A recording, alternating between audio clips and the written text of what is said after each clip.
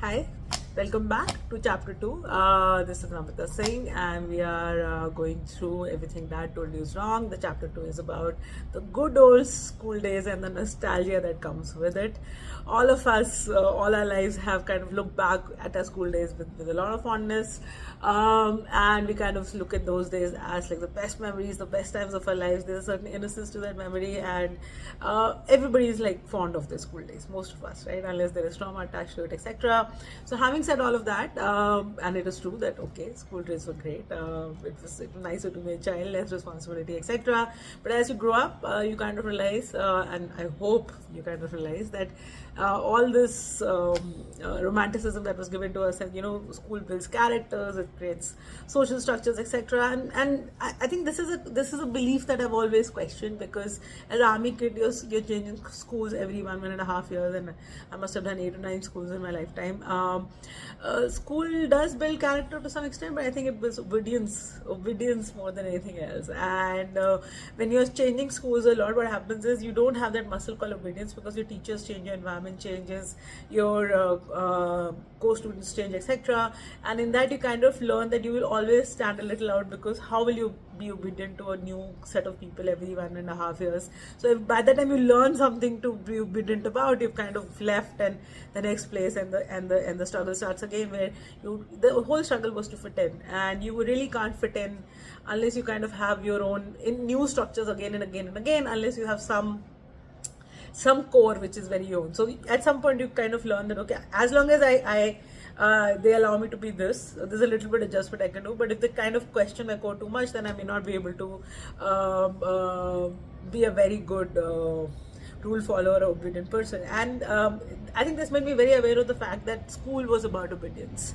And while it may sound great on paper, what you have to realize is in industrial era we needed obedience. Henry Ford needed people to come to his factory and build his car, and so did every other rich person on the planet. The 1% of the humanity needed 99% of the humanity to work for them, and that kind of required them to create an education system which systematically made you a little bit of a slave. We didn't really need the Britishers to come and enslave us, or anybody else before that. We had schools. Schools were enslaving little children, or little people, like I call them, and that has continued. We somewhere are so in awe of education by others that we have kind of forgotten that we have our own systems. We have gurukuls, we have a way to question our own inner voice, we have the shastras, and we have so much other ways of living in the eastern side of the world, that a school system which is bookish and which is only intellect led, and which has forgotten that intelligence is of many kinds. It's not just about being able to read and write. Read and write is a great skill, thank God for it, otherwise we won't be having this interaction at this point. But this interaction will be very, very empty if all I had was read and write. If there wasn't a lived reality, if there wasn't depth, if there wasn't an exploration of life. And that, I think, has come from being an army kid. It really hasn't come from school. School kind of forced one to not be obedient, because I mean, you can't spend a year just learning rules, right? You have to live. So to live, you sometimes kind of ignore the rules because you have to live. So that's that. And very early on, if you realize that if school is about obedience and not about character building, then you will drop the principles that school comes with. So this 9 to 5 clock that we've kind of been given, and I'm as disciplined as they come. My productivity is really, really high, by the way. When I decide I can take on a mountain, at the same time I can also be really lazy if I want to be. But I am productive not for myself. I'm productive because it's never just been about me and my 4 people, right? Even in the army, there's always a community around you. There's always a bunch of people that you kind of feel responsible for, and I think that's a good self burden to have. That it's not just you and your 4 people. It's not just you, parents, siblings, wives, children. There is a world out there, and if you are responsible as a human, and responsibility is a very self-developed skill, almost like running, and a muscle that you get out of running. So you learn to be responsible, and a responsible person, in my opinion, will not follow rules. They will follow an inner morality, and it's not a morality like good, bad, ugly. It's just to say that okay, if I deserve it, so does the other person. So there's a certain level of equality that comes there's a certain value system that comes into play. So you kind of start looking for a value match, and an energetic match with people, and not necessarily, oh, you went to the same college, or we both went to the same school, we both read the same books. That superficial way of relating to each other kind of goes away.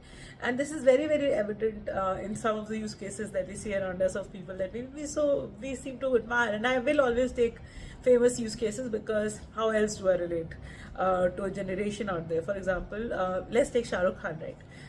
Shah Rukh Khan's life story is well known to everybody, but here he will not stay relevant just because he became the biggest actor and he came from having lost his parents, but he came from TV, then he did villainous roles, and he became a hero, and then he tried many other things, and then that stopped working, but parallelly he built a business empire and became a producer, etc. He kind of realized that I won't be an actor forever, so let's be a producer also, let's create businesses also. So he's created his relevance out of just reinventing in front of the camera and behind the camera. You don't do all your work in front of the camera, you do a lot of it behind it. So this holistic development of self and the empire that comes from self is not built on the rules that we've been told, because in the rules that we've been told, I'm supposed to study, I'm supposed to get married, have 2 children, and have enough money and retire and then go on a holiday. So that's really not the worldview, right? You're not supposed to be living paycheck by paycheck, and anybody who kind of forces you into labor just because you need food on the table is the industrial era, right? So the entire taxation system, and you should be questioning all of this. The taxation system, the way it is, why are there borders? And I'm army kid, so I should believe in the value of it, right? But there are economic reasons as to why this exists, and you can decide to be a cog in the wheel, or you can say, okay, I'll create my own vehicle. And my attempt here with the younger people, with the students and people who are going through transition, who may be feeling a little lost, who think that the era of AI will make them redundant, etc., which is not true. AI will actually enhance you. It will give you time and space to be more artistic, because life is not just about the structures of friends, family, work. There is faith and philosophy, and there is you yourself, and where is that you that we kind of are trying to nurture, so that no matter what life throws at you, and life will throw enough things at you, including war and famine and depression and all of that, how do you kind of stay true to self?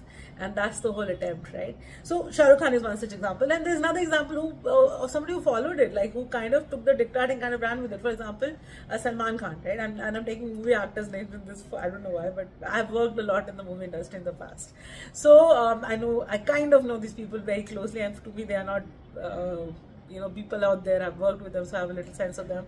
So Salman Khan, for example, when I look at him, I mean, he started out great and everything, and he had the right pedigree, and he's a pretty boy, etc. He kind of built it to know eternity, and then kind of lost his reputation, but rebuilt it using being human. But now when you look at him, I think somewhere he's gone back to seeking the first lesson of love and approval, and in trying to keep it all together, the rule of if I want family to be around, then I have to do something back for them. So this, I pat your back, you pat my back. So he did all the non-traditional stuff, but now he's looking for that traditional community and family support. But the way he's doing it is he's kind of working for just about everybody, which is especially friend and family, or whatever the lessness of the friend and family is. That is kind of, I think, taking him down. You're trying to live up to everybody's expectations but your own, and that's what even school teaches you, right? Live up to the expectations of the teachers and the principal and the fellow student.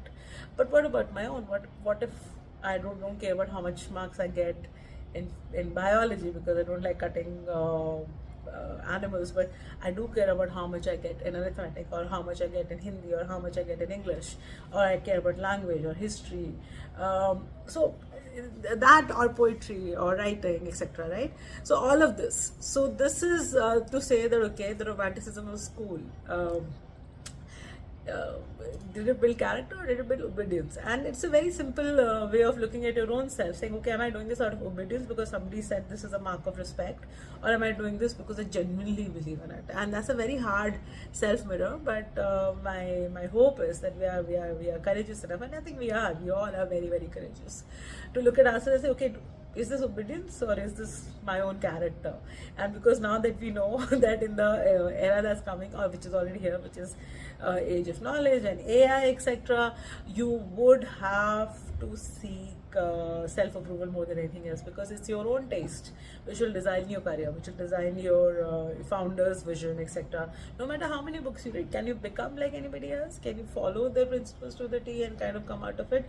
No matter how many Excel sheets you write, in reality, you will hit a real human who will ask you a question that will require you to have a lived reality about it, right? So if you say, okay, I went to the school and they taught me this and I'm following it to the T, the person in front of you who maybe has to be your partner or has to give you money, etc., may not value that too much, because I think everybody is looking for somebody with a lot more maturity outside of intellect to partner with. They're kind of realizing that life will throw a lot. And there is going to be so much change going forward. We will have a new career maybe every 1.5 years. We will have to learn new skills every day, if not every month. We'll have to go beyond certification, because how much money will you spend in just education? And I understand that I'm doing a course, but how else do I put it out there for you to value it?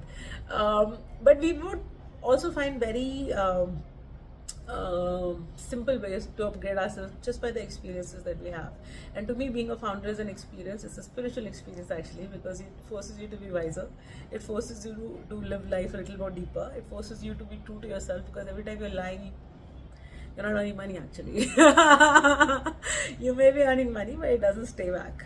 So if you're looking at money that kind of stays back, you will have to look for your own approval, and you will have to stay true to your own guns, and that's not easy. So again, back to the homework for this week, and there will be homework every week, because I think we need to kind of practice this new muscle, which is about yourself, which is putting you in the center, and we are looking at people who will be eternal founders from here on, who will find something to do and run for the rest of their lives, and not one thing but many. I've done 13 businesses. I'm pretty sure you might do more, or you may do one and then decide to just travel the world, which in itself is a dream and a cherished dream for many people.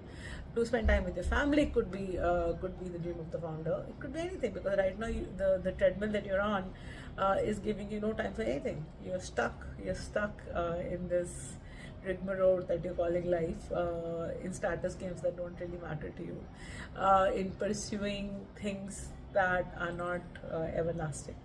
So for something deeper, just question if it is anything, the 5 things that you do in a day, and you will be shocked to know that there'll be more.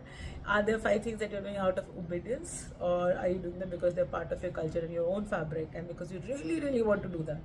So what this will tell you is how many times in a day do you kind of betray yourself, and that's the muscle that we have to destroy and build another muscle where you don't betray yourself, where we are very true to ourselves, because the idea is to preserve the founder, because the longer you live, the more wise you are.